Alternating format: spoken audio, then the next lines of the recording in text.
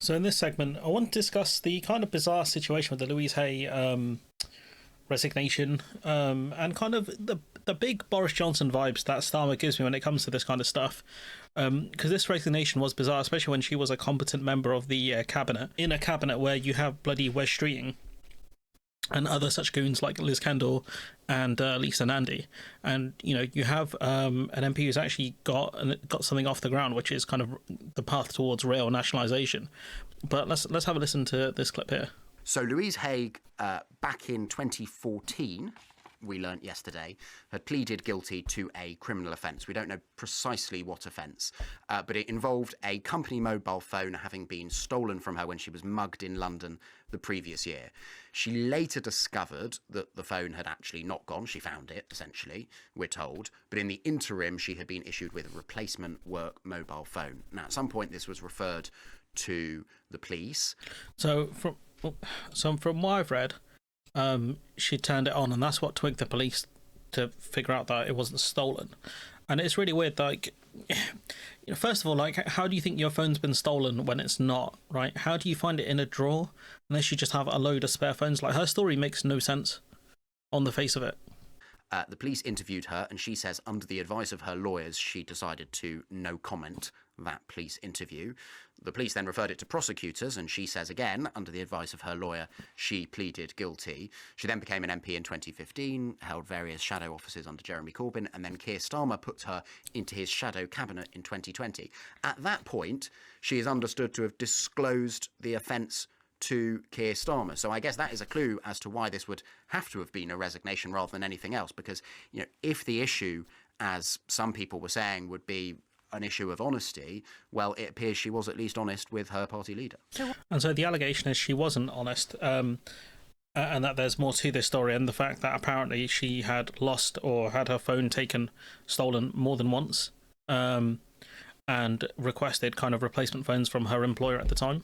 Why didn't they stick by her then? If they knew already, if there isn't new information, and she remained part of the shadow cabinet, and then she went into government and Keir Starmer knew this, then what's changed? Just the fact that it's in the public domain and they find that uncomfortable. Well, that appears to be Louise Haigh's explanation. So she says in this letter, where she lays out again the facts, and she says she should have immediately informed her employer, which was Aviva, and that not doing so was a mistake. She says, I appreciate that whatever the facts of the matter, this issue will inevitably be a distraction. So it does appear to be that she did not want to become a kind of bigger story. I mean, this only broke yesterday and she's gone. I think she was told either resign or be sacked. I think those were her options.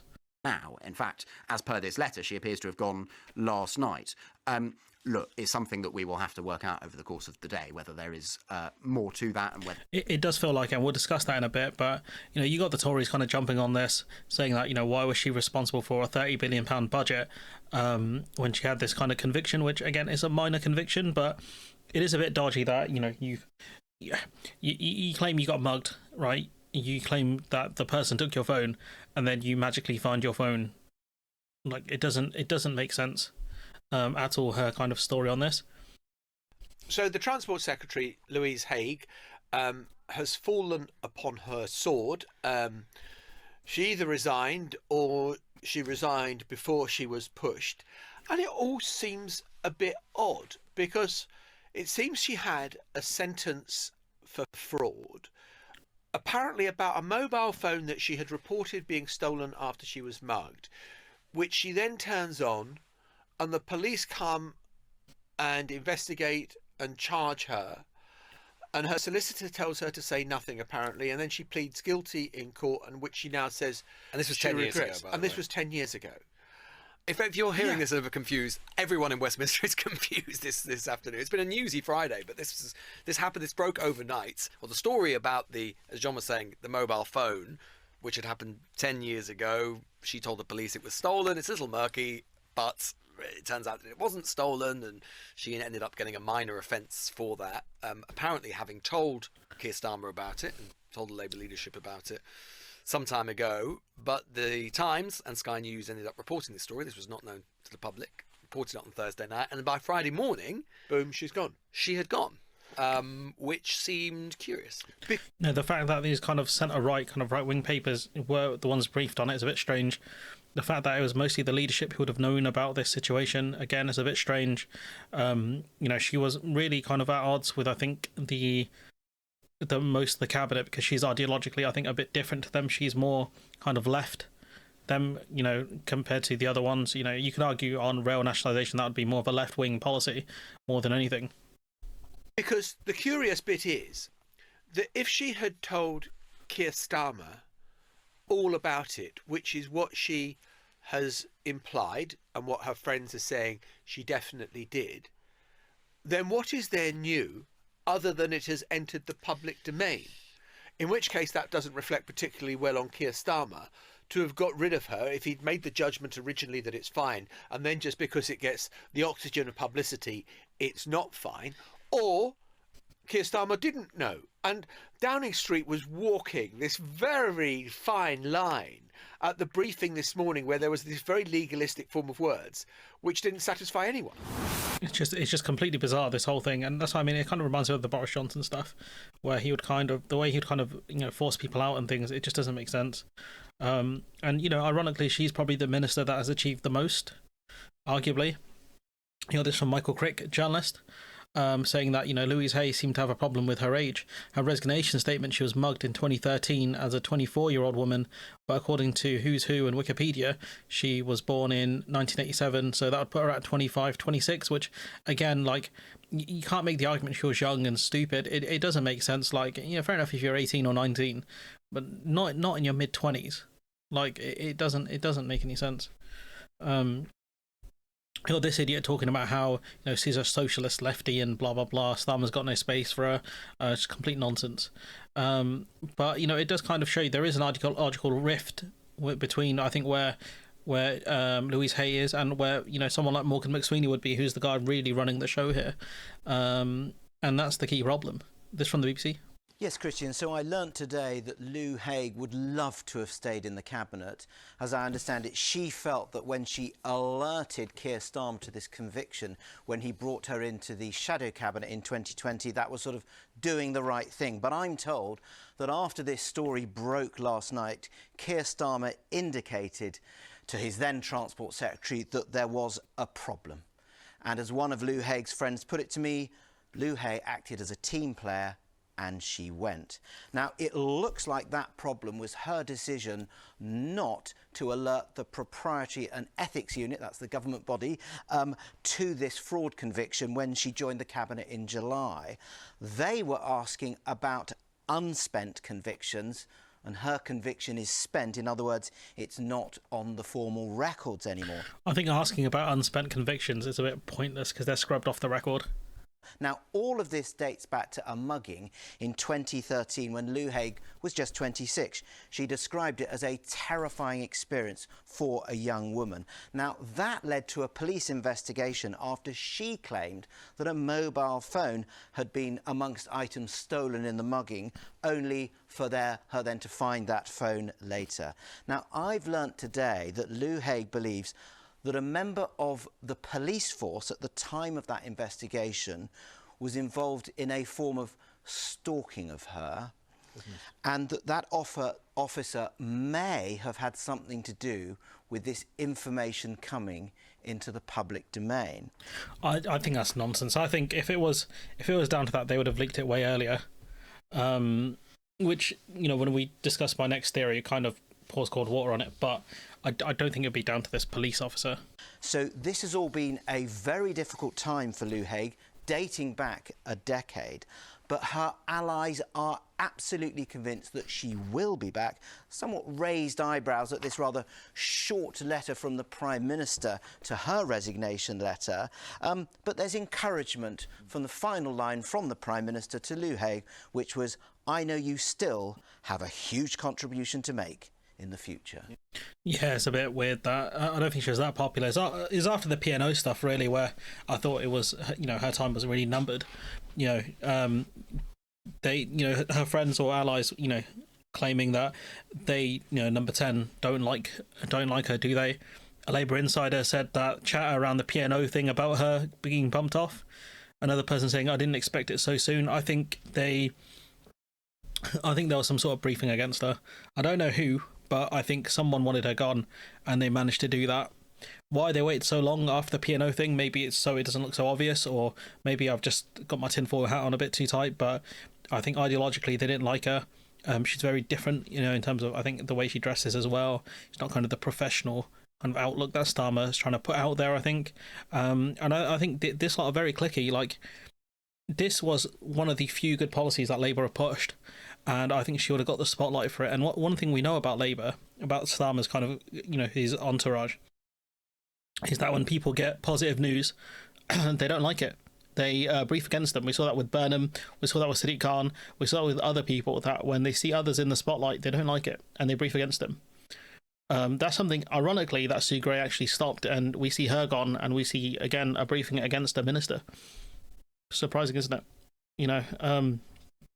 This was all the stuff around the P&O things, which, really kicked off around October, which isn't that long ago, to be fair. And it's exactly what... This about the Prime Minister's letter? Keir Starmer knew or didn't know when Louise Haigh joined the shadow cabinet back in 2020, and the sources have indicated that Keir Starmer knew about the conviction in full. But as Stephen said, there's a wider picture here, because if there isn't a clear explanation, Callum, as to the difference between why Keir Starmer allowed, put aside the previous conviction and allowed Louise Haigh to join her shadow cabinet and subsequently appointed her to be the Transport Secretary in the cabinet, and now the fact that we're in a situation where he's had to accept her resignation. And as Stephen said, that letter is so short, it is so terse, just 4 lines thanking her for her contribution and nothing more. This was not a letter that Keir Starmer or Number 10 would have enjoyed writing at all. Yeah. This speaks to his judgment as to why he made that original decision to allow for Louise Haygh's career to progress in the way that it has done. Yeah, so it's all a bit strange, like, the argument, you've got some briefings here from, obviously someone within the cabinet, someone within Starmer's team, saying that it emerged last night that her story was inconsistent. Understand that they had a conversation, so Haigh and Starmer, but the Prime Minister felt unable to square the circle. View was that too much of a gap between what was told in 2020, and now as a result, Haigh advised to resign. For her part, Haigh said in her resignation letter she'd made a mistake in not informing her employer. She'd found out the phone had I guess, not been stolen in this case. Sources close to Haigh say that it's clear that she shared the full facts of the conviction, which, again, that is true that she was convicted of one thing, but again, the fact that she had allegedly multiple phones go missing is a bit strange. And so she might be the one not telling the truth here, but Starmer, in his infinite wisdom, he's very lucky this story actually died off, because he did open, again, the Pandora's box into the story by his dumb statements at PMQs recently. Mr. Speaker, he's obfuscating, but I'm going to keep him on the topic. He owes the House an explanation. He said that the former Transport Secretary was only asked to resign after further information came to light. What was that further information? Exactly. I'm not going to disclose private conversations. Further information came to light. So what was the further information like? Does this man understand how stupid he is? Like, I don't get it. Like, you don't make a statement like that unless you're going to disclose what it is, and he doesn't. And so he's very lucky the media didn't pin him on this one, honestly, because any half decent journalist who wanted to actually understand this story, I wanted the public to understand this story, would have gone for it.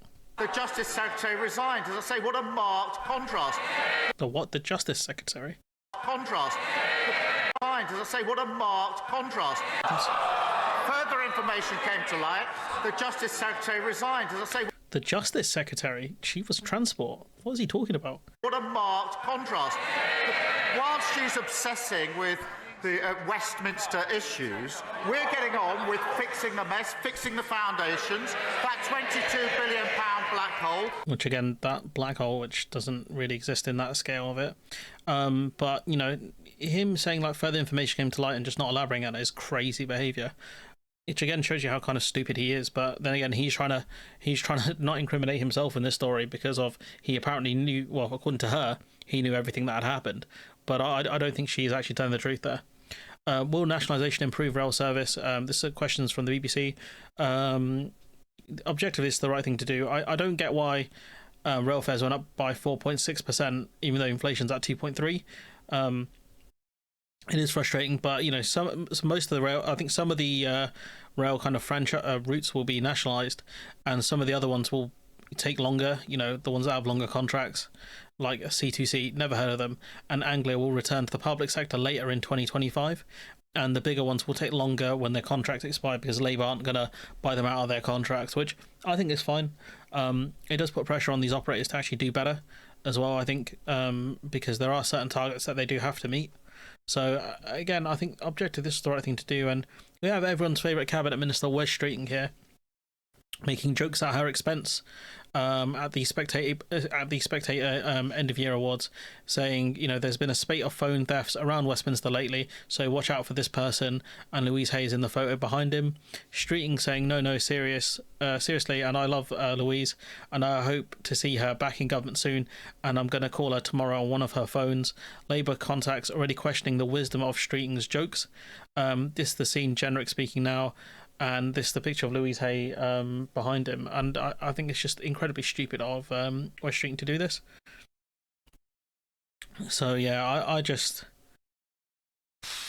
he's an idiot, and this, I mean, like, you've got basically the ousting of a competent cabinet minister versus this prat who's still here, who I really wish he wasn't, constantly sparring with people. And when I tell you there's a rift within the cabinet, I think this is decent evidence of it.